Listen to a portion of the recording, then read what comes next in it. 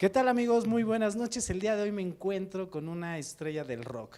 Y no es un músico, pero sí es todo un rockstar.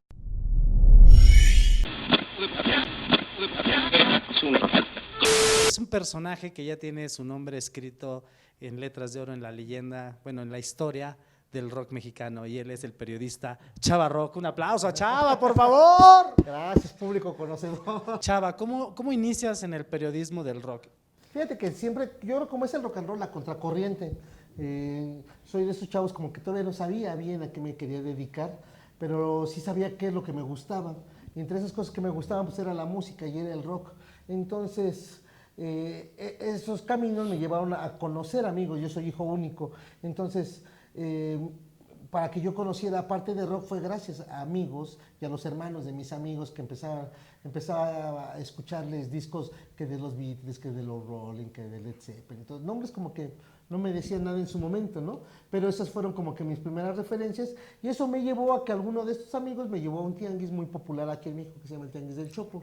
Ahí en Buenavista. Sí, en Buenavista. Y ahí me enteré, bueno, que ahora está en Buenavista, en ese tiempo estaba afuera del Museo del Chopo, de ahí tomó su nombre, porque el tianguis nació el 4 de octubre del 80 como un mercado de música, un tianguis de música, ya después terminó el ciclo, pero los mismos que iban a vender discos o intercambiar discos se quedaron en la calle, cada sábado empezaron a ir y se quedaban en la calle y así empezó a circular lo que ahora ya conocemos todos como el Tianguis Cultural del Chopo.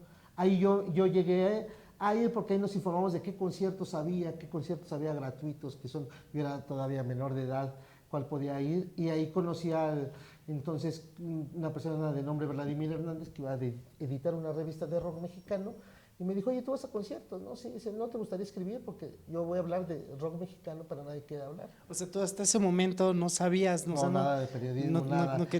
No sabías nada de esa onda. Yo iba saliendo de la secundaria, estaba entrando a la vocacional, y entonces, pues sí, pues... ¿Cuántos años tenías? No, 14 años. 14 años, o sea, y ya te estaban diciendo, ya no quieres escribir sí, para una revista. O sea, era muy raro, fue muy loco, es cuando te dices, bueno, ya estaba ahí el destino, y eso me ayudó para entender como que mi camino era por ahí. Obviamente mis primeras notas, mis primeros artículos eran horribles, pero aún así me los publicaban, y eso me fue motivando a seguirle, y dejé la carrera que tenía en la vocacional, que empezaba, y ya me metí a la universidad y terminé la carrera de comunicación porque ya supe que no. Dijiste, eso es lo que quiero. Es ahí donde me di cuenta, ¿no? Que podía hacer esto, y ahora sí que gracias al rock, gracias a Dios o a alguna fuerza divina, pero sigo aquí. No, pues sí, y aparte sigues bastante bien y eres un personaje vigente en el rock nacional desde hace más de 20 años. Sí. Chava, de hecho, fuera de cámara estaba comentando con él que yo he ido a conferencias de prensa de grupos de rock en la que los rockeros lo saludan a él, no él a los rockeros. Y eso pasa mucho, ¿no? Eres un personaje muy conocido en el rock. Ahora vamos a platicar de la historia del rock.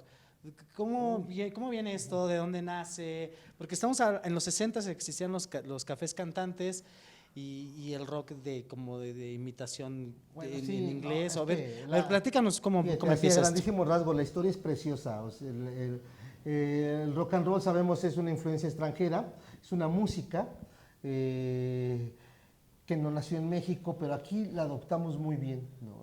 La adoptamos muy bien que de pronto los grupos empezaron a cambiar las canciones de los grandes éxitos de rock and roll para pasarlo. Esto fue como una de las grandes virtudes.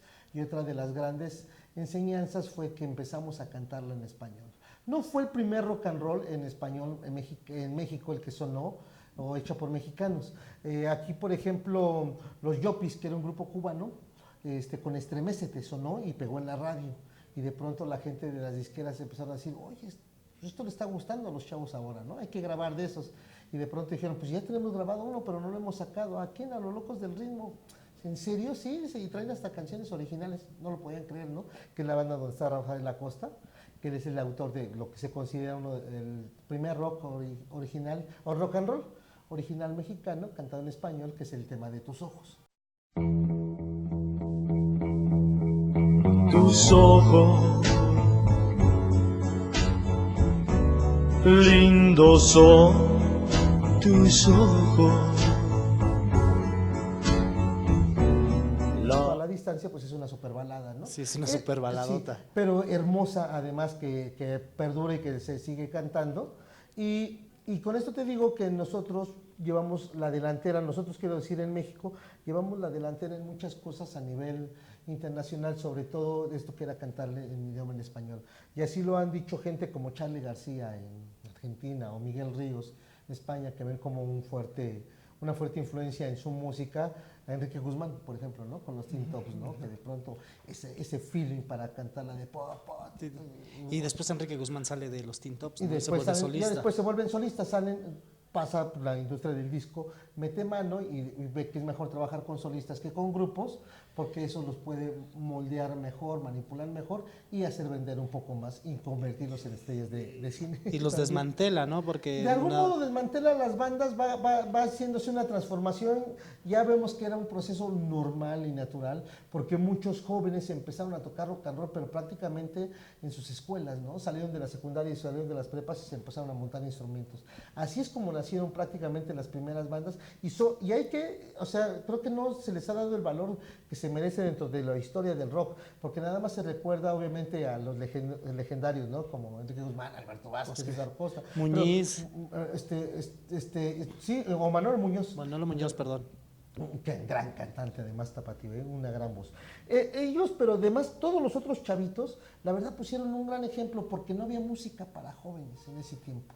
Eso fue una de las grandes sorpresas que se vino a dar con el rock and roll, y también uno de los grandes avances, porque en ese tiempo, si recuerdas, hablamos de los años 50, pues la música que sonaba así era chachachal, toda esta onda, pero lo bailaban tanto jóvenes como adultos. No había una música propiamente que identificara a los jóvenes, ¿no?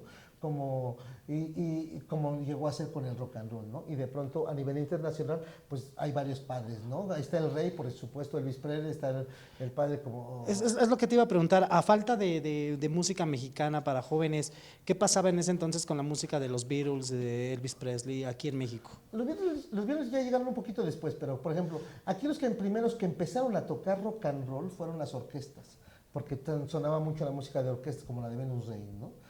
Jugando con el rock, Venus Rey y su orquesta.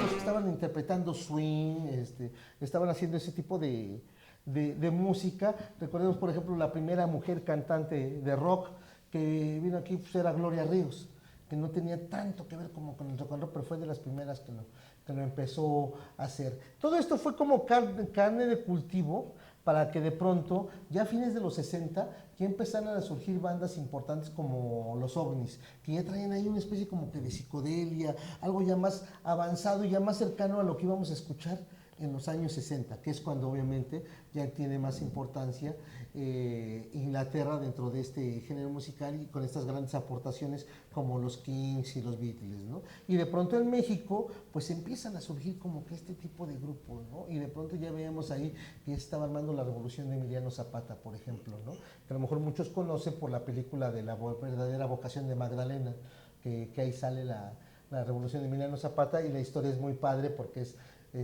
Angélica María se enamora de un músico de rock y su mamá como que está en contra de eso, ¿no? La historia es interesante, de hecho tiene ahí algunos pasajes como de Avándaro, simulan como que estuvieran en Avándaro, porque ya llega una etapa en que ese cruce de los años 60 y 70 hay como que un despertar, que lo hay a nivel internacional con esta parte de lo que llaman como rock psicodélico, ¿no? De psicodelia, con gente tan importante como Jimi Hendrix, por ejemplo, ¿no?